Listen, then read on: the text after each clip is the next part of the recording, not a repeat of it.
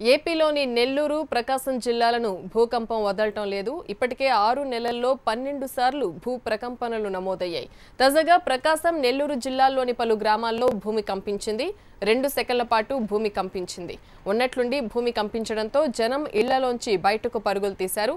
అయితే తెల్లవారుజామున జరిగిన భూ ప్రకంపనలతో ప్రాణ నష్టం, ఆస్తి నష్టం సంభవించకపోవడంతో అంతా ఊపిరి పీల్చుకున్నారు.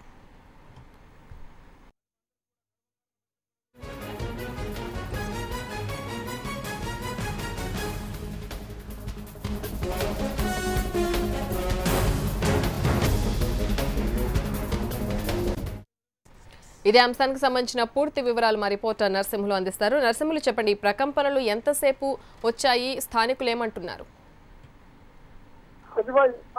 ఉదయం కరెక్ట్ గా 8:51 సమయంలో మొదట నెల్లూరు జిల్లాలోని ప్రధానమైనటువంటి ఇంత ముందుగానే వచ్చినటువంటి భూకంపం వచ్చినటువంటి గుత్తులూరు, ఉరికొండపాడు, వింజమూరు మండలాల్లో భారీగా ఈ భూమి ప్రకంపనలు కనిపించినవి. అలాగే ఈసారి మరిపాడు మండలంలో కూడా ఈ భూ ప్రకంపనలు కనిపించినటువంటి పరిస్థితి ఉంది. గతంతో పోస్తే గత 3 నెలల్లో దాదాపు 18 సార్లు ఎంతవరకు ఈ భూ ప్రకంపనలు వచ్చినవి.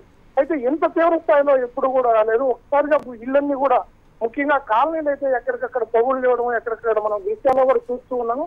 ఎక్కడికక్కడ పొగుళ్ళు ఇవ్వడము, అలాగే భూమి నేల కింద కాళ్ళ కింద కూడా పూర్తిగా ఉనికిపోవడంతో ఒక్కసారిగా మెట్ట ప్రాంతంలో ఉన్నటువంటి ఈ ప్రజలందరూ కూడా తీవ్రమైనటువంటి ఆందోళనకు గురైనారు.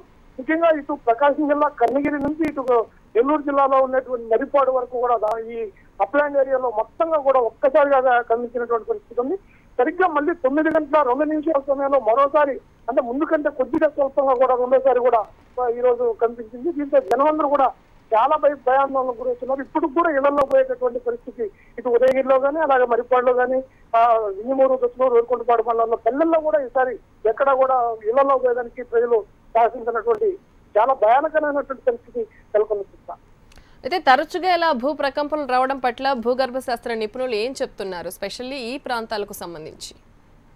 ఇంతకుముందే ఈ ప్రాంతాల్లో, అంటే గత జనవరి నుంచి ఇలాంటి పరిస్థితులు నెలకొంటుండడంతో ఇక్కడ భూ ప్రకంపనలకు సంబంధించినటువంటి కొన్ని పలకాలను కూడా, యంత్రాలను కూడా ఇటు వింజమూరు కానీ, అలాగే తాకలకొండ, ఉరికొండపాడు మండలాల్లో ఒక 3 యంత్రాలను కూడా ఏర్పాటు చేశారు. గతంలో దీని మీద ఇలాగే వచ్చినప్పుడు కూడా ఇది భూమి లోపల ఉన్నటువంటి పలకలు కదులుతున్నందువలన, ముఖ్యంగా భూగర్భ జలాలు లేనందువలన ఇలాంటి పరిస్థితి సంభవిస్తుంది. భారీ నష్టం అయితే ఎప్పుడు ఉండకపోవచ్చు అని ఒక సందేహం కూడా వాళ్ళు అప్పుడు ఒక ముఖ్యంగా కూడా చెప్పారు.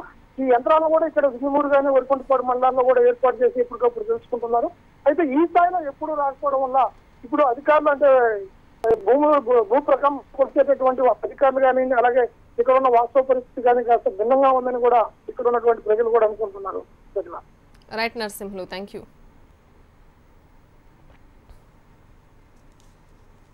ఇక రెండో రోజు